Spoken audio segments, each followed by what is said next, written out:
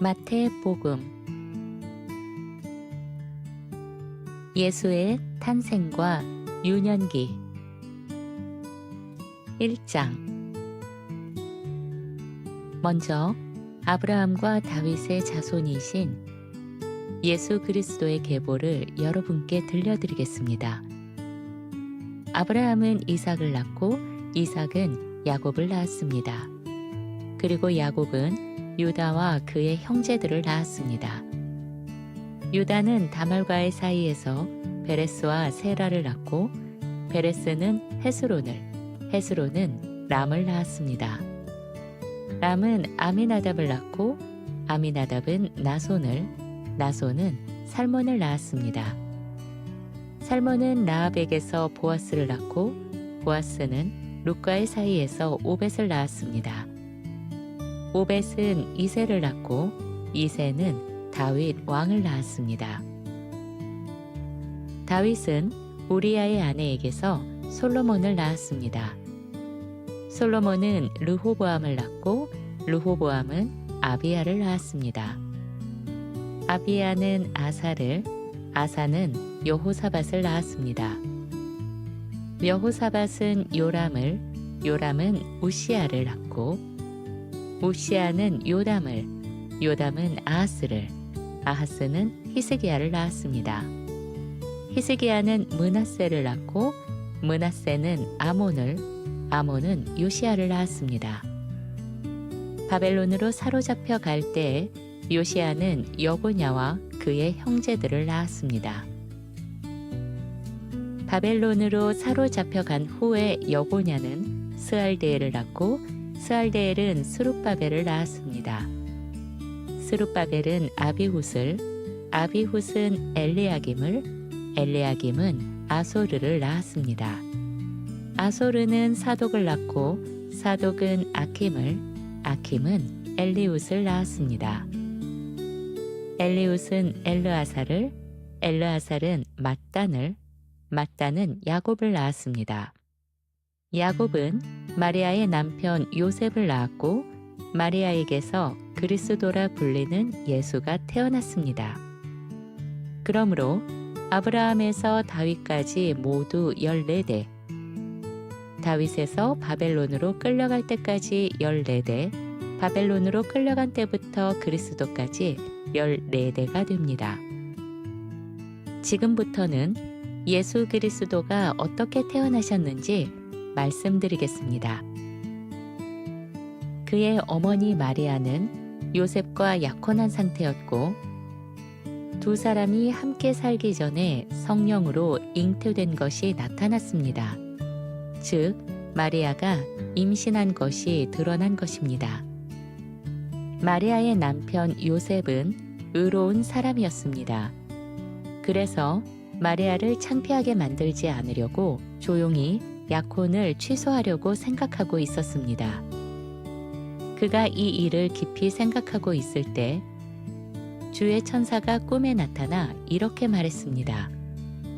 다윗의 자손 요셉아, 마리아를 아내로 맞이하는 것을 두려워하지 말라.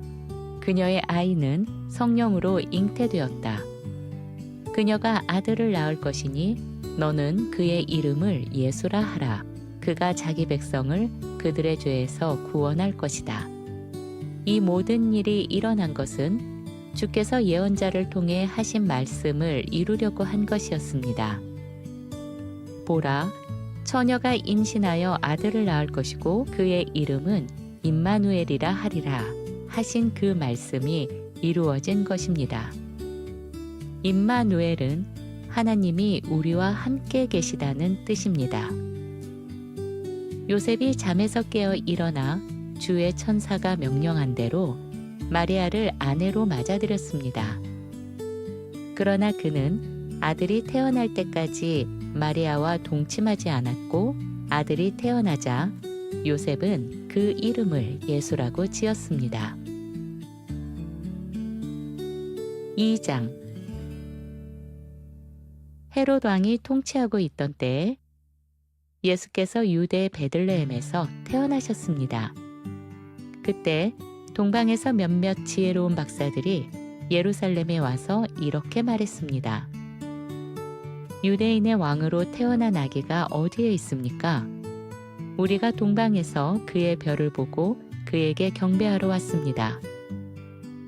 헤롯 왕은 이 말을 듣고 크게 놀랐고 온 예루살렘 사람들도 함께 불안해하며 놀랐습니다.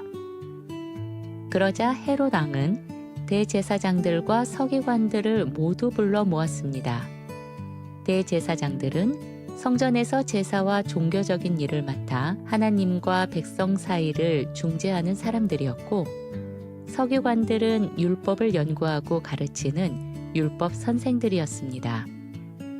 헤롯은 그들에게 그리스도가 어디에서 태어날 것인지 물었습니다. 그들이 이렇게 대답했습니다. 유대 베들레헴에서 태어나야 합니다. 예언자가 이렇게 기록했습니다. 너 유대 땅에 있는 베들레헴아, 너는 유대 고을들 가운데서 가장 작지 않다. 너에게서 다스리는 자가 나올 것이니 그가 내 백성 이스라엘을 다스릴 것이다. 이 말을 들은 헤롯은 지혜로운 박사들을 몰래 불러 그들에게 별이 처음 나타난 때가 언제인지 자세히 물었습니다. 그리고 그들을 베들레헴으로 보내면서 이렇게 말했습니다. 그곳에 가서 그 아기에 대해 자세히 알아보시오. 그를 찾거든 나에게도 알려주시오. 나도 가서 그에게 경배하겠소. 박사들은 왕의 말을 듣고 길을 떠났습니다. 그런데 놀랍게도 동방에서 그들이 보았던 그 별이 다시 나타나 그들 앞에서 인도해 갔고 아기가 있는 곳에 이르러 그 위에 머물렀습니다. 그들은 그 별을 보고 매우 크게 기뻐했습니다. 그들이 그 집에 들어가 아기와 그의 어머니 마리아를 보고 무릎을 꿇어 엎드려 그에게 경배했습니다. 그리고 보물 상자를 열어 황금과 유향과 모략을 예물로 바쳤습니다. 여기서 잠깐 이 예물에 대해 살펴보면 유향은 불에 태우면 강한 향기를 내는 향료로 고대에는 매우 귀한 물건이라 사치품이나 귀한 예물로 사용되었고 모략 역시 향품의 한 종류로 아주 값비싼 고가의 물품이었습니다. 이처럼 귀한 것들을 예물로 드렸던 것입니다. 그렇게 예물을 바친 박사들은 꿈에 헤롯에게로 다시 돌아가지 말라는 지시를 받아 다른 길로 자기 나라로 돌아갔습니다. 그들이 떠난 뒤에 주의 천사가 꿈에 요셉에게 나타나 이렇게 말했습니다. 헤롯이 아기를 찾아 죽이려고 하니 일어나 아기와 그의 어머니를 데리고 이집트로 피하라. 내가 내게 돌아오라고 말할 때까지 그곳에 머물러 있어라.